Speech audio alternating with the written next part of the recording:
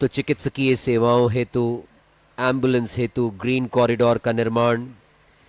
इसके अलावा जल पुलिस 24 घंटे मुस्तैदी के साथ कोई भी अप्रिय घटना न हो, इस बात को सुनिश्चित करने के लिए पूरे समय जल में खड़े रहकर पवित्र डुबकी लगाने वाले श्रद्धालुओं को सचेत कर रही है। इसी के साथ आर्टिफिशियल इंटेलिजेंस का जो इस्तेमाल इस डिजिटल महाकुंभ में किया गया है, कंप्यूटराइज्ड खोया पाया केंद्र हो या एआई चैटबॉट, जिसके माध्यम से आप कई भाषाओं में इस महाकुंभ मेले से जुड़ी जानकारियां प्राप्त कर सकते हैं। इस महाकुंभ में कई सारी प्रदर्शनियां हैं, जगह जगह पर इंफॉर्मेशन डेस्क स्थापित किए गए हैं ताकि बाहर से आने वाले श्रद्धालुओं को किसी भी प्रकार की कठिनाई महसूस ना हो। एक और बात जो बहुत विशेष है इस डिजिटल महाकुंभ की, कि समूचे महाकुंभ मेला क्षेत्र को, इसके मैप को गूगल ने गूगल मैप्स पर इंटीग्रेट किया है। यानी अगर आप महाकुंभ के दौरान प्रयागराज आते हैं तो आपको किसी भी मार्ग को ढूंढने में, किसी भी सेक्टर्स तक पहुंचने में किसी भी प्रकार की कठिनाई नहीं होगी। ऐसा माना जा रहा है कि पिछले 12 सालों में 3 गुना बढ़ा हुआ है महाकुंभ। अगर आंकड़ों की बात करें,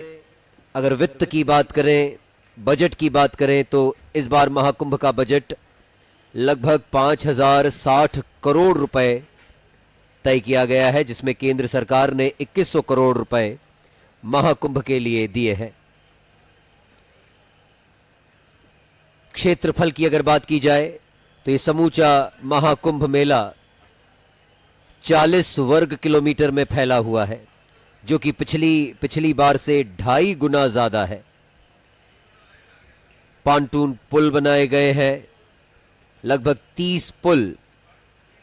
जिनमें से 15 पुल संगम के बेहद करीब बनाए गए हैं। ये पांटून पुल अस्थाई होते हैं, बड़े बड़े लोहे के पीपे पर पुल का स्ट्रक्चर तैयार किया जाता है। साथ ही अगर सुरक्षा की बात करें, पुलिसिंग की बात करें, लगभग 38,000 से ज्यादा जवान और 56 थाने बनाए गए हैं। अलग अलग क्षेत्रों में, अलग अलग सेक्टर्स में सिविल यूनिफॉर्म में वर्दीधारी सशस्त्र पुलिस, साथ ही अश्वारोही दल,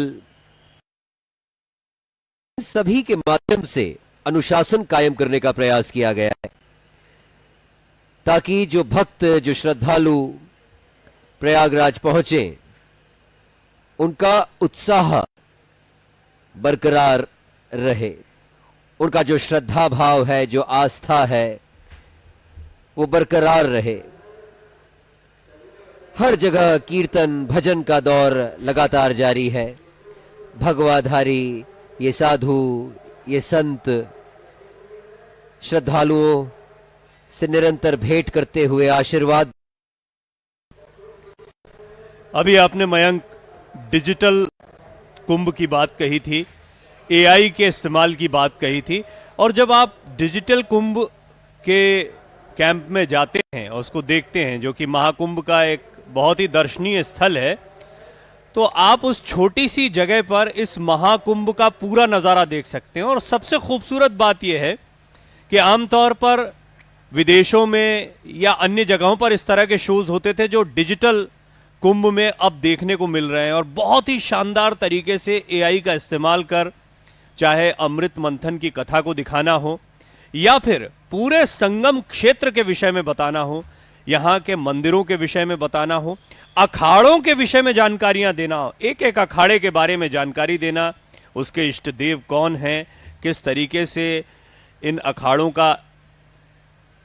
की कार्यप्रणाली होती है, इनका क्या इतिहास रहा है, जैसी तमाम जानकारियां आपको एक ही जगह पर मिलती है। और दूरदर्शन के दर्शकों के लिए आइए डिजिटल कुंभ किस